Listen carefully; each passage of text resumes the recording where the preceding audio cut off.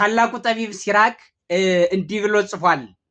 በሁሉም እጅ ብትወድቅ እንኳ በጠላትህ እጅ ግን አትውደቅ ይላል። ሁሉም ቢበቀልህም ጠላትህ ግን አይበቀልህ። አየህ፣ የጠላትህ እጅ የከበደ ነው፣ የመረረ ነው። ቅዱስ ዳዊት በጠላትህ እጅ ልጣልህ ወይስ በእግዚአብሔር እጅ መውደቅ ይሻልሃል ተብሎ ምርጫ ሲቀርብለት የጠላት እጅ የመረረ የከፋ ነውና የእግዚአብሔር ምሕረት ይሻለኛል ብሎ ለምኗል። አየው ጠቢቡ ታላቁ ዘማሪው ቅዱስ ዳዊት፣ ንጉሠ ነገሥቱ ቅዱስ ዳዊት።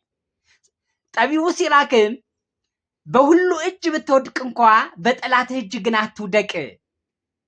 ታናሹም ታላቁም ሊያዋርድህ ሊንቅህ ይችላል። ሴቱም ወንዱም ሊንቅህ ሊያዋርድህ ይችላል። ድሃውም ሀብታሙ ሹሙም ሽሩም ሊንቅህ ሊያዋርድህ ሊጥልህ ይችላል። ጠላትህ ግን አይጣልህ። ሁሉም ሊበቀልህ ይችላል፣ ግን ጠላትህ አይበቀል። የጠላት በቀል የመረረ ነው። ጠላት ሲነሳ እኛ ሰይጣን እንጂ ጠላታችን የሰው ጠላት የለንም ብለው ሲመጻደቁ እንሰማቸዋለን አንዳንድ ሰዎችን። ይሄ የሞኝ ምጽድቅ ነው። ለሰውማ ጠላት አለው እንጂ በደንብ መናፍቃን ወዳጆች ናቸው እንዴ ታዲያ? አይዛብ ወዳጆች ናቸው እንዴ ታዲያ? አይዛብ ቤተክርስቲያንን አቃጥለው ካህናቱን ካላረድን አንረካም የሚሉ እኮ ናቸው። ምእመናኑን ካላረድን ካላቃጠልን የሚሉ እኮ ናቸው። ይሄ ወዳጅ ነው እንዴ? ሂዶ ወደ ሰው ቤት ከተኛበት ደም የሚረጭ እሱ ወዳጅ ነው? አጥንት የሚወረውር እሱ ወዳጅ ነው ወይ እንዴ? ይላል። ዋነኛው የሰው ጠላት አለው በስራ ቦታው በእድገቱ የሚቀና፣ በስራው የሚቀና፣ በጤናው የሚቀና፣ ውሎ ሲገባ የሚቀና፣ ራት ምሳ ሲበላ የሚቀና እሱ እኮ ወዳጅ አይባልም። በቃ ለሰው ወዳጁ በጎ የሚያደርግለት ሁሉ ብቻ ነው። በጎ የሚያደርግ ለሰው ጓደኛው በጎ የሚያደርግለት ነው። ቁስሉን የሚፈውስለት ሳምራዊ ከሆነ እሱ ወዳጁ ነው። መድኃኒት የሚያሳክመው ሳምራዊ ከሆነ፣ ችግሩን የሚሞላለት ሳምራዊ ከሆነ እሱ ወዳጁ ይባላል። ሲራክ ግን በዋናነት ግን ሲራክ እየጻፈ ያለው ጠላትህ ዲያብሎስ አይበቀልህ። ክርስቶስ በመስቀሉ ከህይወት መንገድ ላይ አስወግዶት ነበረ። ስላስወገደው በአንተ ተቃጥሏል፣ ተናዷል፣ ይቀናብሃል።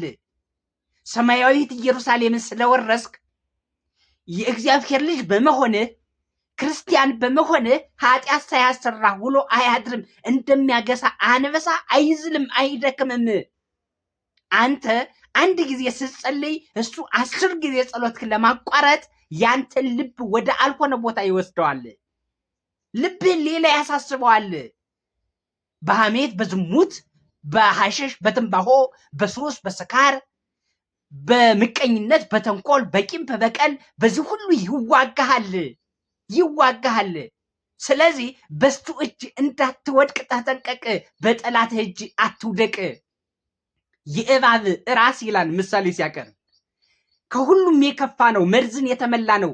እባብ ጭንቅላቱ በመርዝ የተቀመመ ነው። መርዝነቱ ደግሞ የሚያድን መድኃኒት እንኳ የለውም። ከእባብ ራስ ይልቅ የጠላት በቀል ደግሞ ይከፋል ይላል። ይገርማቸዋል። የጠላት በቀል ስለዚህ ጠላት አይበቀል ይላል። ጠላት አይበቀል፣ ዲያብሎስ አይበቀል።